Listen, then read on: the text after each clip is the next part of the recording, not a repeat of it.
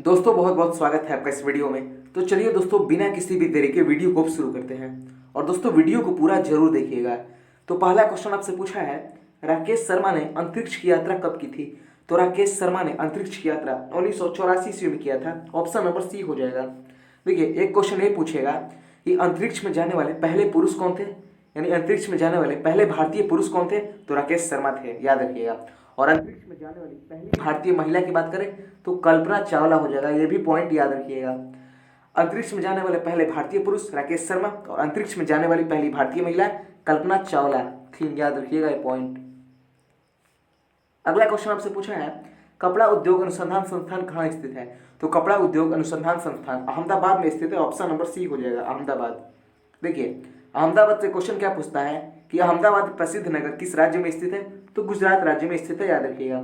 और अहमदाबाद किस नदी के किनारे स्थित है? कई बार पूछा है। तो अहमदाबाद जो है साबरमती नदी के किनारे स्थित है, याद रखिएगा, साबरमती। चलिए आगे। अगला क्वेश्चन आपसे पूछा है, लोनार झील किस राज्य में स्थित है? तो लोनार झील महाराष्ट्र राज्य में स्थित है। ऑप्शन नंबर डी हो जाएगा, महाराष्ट्र।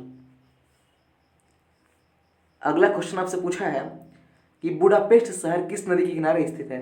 देखिए बुडापेस्ट शहर जो है वो डेन्यूब नदी के किनारे स्थित है। ऑप्शन नंबर डी हो जाएगा, डेन्यूब। आपको एक पॉइंट याद रखना होगा, क्वेश्चन राजधानी से अगर पूछता है तो ये क्वेश्चन पूछ लेता है कि हंगरी की राजधानी कहाँ है?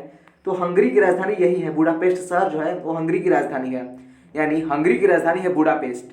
और जो बुडापेस्ट शहर है वो डेन्यूब नदी के तट पर बसा हुआ है।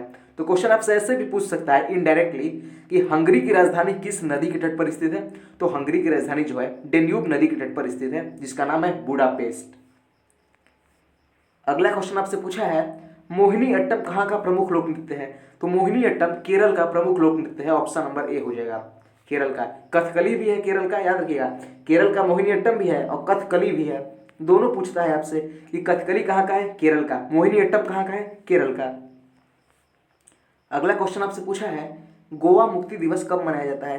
तो गोवा मुक्ति दिवस 19 दिसंबर को मनाया जाता है। ऑप्शन नंबर सी हो जाएगा, 19 दिसंबर। अगला क्वेश्चन आपसे पूछा है, महमूद गजनवी किस वंश से संबंधित है? तो महमूद गजनवी जो है यामिनी वंश से संबंधित है। ऑप्शन नंबर बी हो जाएगा, यामिनी वंश। अब कुछ पॉइंट है, याद रखिएगा। क्वेश्चन पूछा है कि महमूद गजनवी ने भारत पर कितनी बार आक्रमण किया है? तो 17 बार, याद रखिएगा। क्वेश्चन ये पूछेगा कि महमूद गजनवी ने सोमनाथ मंदिर को कब लूटा था? तो 1025 ईस्वी में। इसका सबसे चर्चित आक्रमण 1025 ईस्वी में था, याद रखिएगा। महमूद गजनवी ने अपने इतिहास में अपने जीवन काल में सबसे ज्यादा चर्चित आक्रमण जो है सोमनाथ मंदिर पर किया था 1025 ईस्वी में, जिसमें इसने बहुत सारे स्वर्ण मुद्राएं वगैरह लूटी थी और पूरी तरह से सोमनाथ मंदिर को लूट लिया था। तो क्वेश्चन पूछेगा, महमूद गजनवी ने सोमनाथ मंदिर को कब लूटा? 1025 में लूटा था। अगला क्वेश्चन आपसे पूछा है, सरिस्का अभयारण्य किस राज्य में स्थित है? तो सरिस्का अभयारण्य जो है राजस्थान राज्य में स्थित है। ऑप्शन नंबर ए हो जाएगा, राजस्थान। अगला क्वेश्चन आपसे पूछा है, देखिए बढ़िया क्वेश्चन है, चाइनामैन शब्द किस खेल से संबंधित है?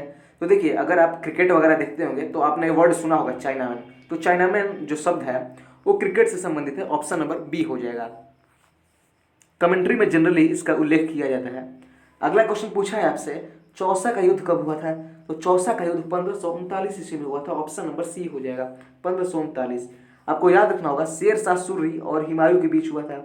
शेर शाह वर्सेज हुमायूं, शेर शाह और हुमायूं के बीच में हुआ था युद्ध, जिसमें शेर शाह सूरी विजयी हुए थे। उन्होंने हुमायूं को हरा दिया था चौसा के युद्ध में। अगला क्वेश्चन आपसे पूछा है, दुनिया का सबसे बड़ा मरुस्थल कौन सा है? तो दुनिया का सबसे बड़ा मरुस्थल सहारा मरुस्थल है। ऑप्शन नंबर बी हो जाएगा, जो कि अफ्रीका महादेश में पड़ता है। ऑप्शन नंबर बी हो जाएगा। सहारा मरुस्थल किस महादेश में पड़ता है? अफ्रीका। अगला क्वेश्चन आपसे पूछा है, देखिए बढ़िया क्वेश्चन है, बहुत ही बढ़िया। जलदापारा राष्ट्रीय उद्यान कहाँ स्थित है? तो जलदापारा राष्ट्रीय उद्यान पश्चिम बंगाल में स्थित है। ऑप्शन नंबर डी हो जाएगा, जलदापारा राष्ट्रीय उद्यान पश्चिम बंगाल। अगला क्वेश्चन आपसे पूछा है, क्रिप्स मिशन कब भारत आया था? तो क्रिप्स मिशन 1942 ईस्वी में भारत आया था। ऑप्शन नंबर बी हो जाएगा, 1942। एक क्वेश्चन ये पूछेगा कि क्रिप्स मिशन भारत किसके नेतृत्व में आया था? तो सर स्टेफोर्ड क्रिप्स के नेतृत्व में क्रिप्स मिशन भारत आया था 1942 में, याद रखिएगा। अगला क्वेश्चन आपसे पूछा है, देखिए बहुत साधारण सा क्वेश्चन है लेकिन आपके लेवल का है, ग्रुप डी के लेवल का है। पेठा नगरी के नाम से किसे जाना जाता है? तो पेठा नगरी के नाम से आगरा को जाना जाता है, आगरा शहर को पेठा नगरी कहा जाता है। ऑप्शन नंबर ए हो जाएगा। और आगरा में तो आप जानते ही हैं, ताजमहल सब जानते हैं कितना फेमस है आगरा में। अगला क्वेश्चन आपसे पूछा है कि ताला नगरी किसे कहा जाता है, तो ताला नगरी जो है अलीगढ़ को कहा जाता है। ऑप्शन नंबर बी हो जाएगा, ताला नगरी। देखिए, ताला उद्योग के लिए अलीगढ़ जाना ही जाता है। तो क्वेश्चन एक ये पूछता है कि उत्तर प्रदेश का कौन सा शहर ताला नगरी के रूप में जाना जाता है या फिर ताला उद्योग के लिए विख्यात है, तो उत्तर प्रदेश का अलीगढ़ शहर जो है ताला नगरी के लिए विख्यात है या फिर ताला उद्योग के लिए। चलिए आगे, अगला क्वेश्चन आपसे पूछा है गोबर गैस में मुख्यतः कौन सी गैस होती है, तो गोबर गैस में मुख्यतः मीथेन गैस होती है। ऑप्शन नंबर ए हो जाएगा, याद रखिएगा मीथेन, ऑप्शन नंबर ए हो जाएगा। अगला क्वेश्चन देखिए, अगला क्वेश्चन पूछा है आपसे मनुष्य में लिंग का निर्धारण किसके गुणसूत्र पर निर्भर करता है, तो मनुष्य में लिंग का निर्धारण जो है वो पुरुष के गुणसूत्र पर निर्भर करता है। ऑप्शन नंबर ए हो जाएगा। जी हाँ दोस्तों, लिंग का निर्धारण का मतलब होता है कि लड़का होगा या लड़की, ये सिर्फ पुरुष के गुणसूत्र पर निर्भर करता है। पॉइंट याद रखिएगा। अब देखिए, पॉइंट ये पूछता है कि मनुष्य में गुणसूत्रों की संख्या कितनी है।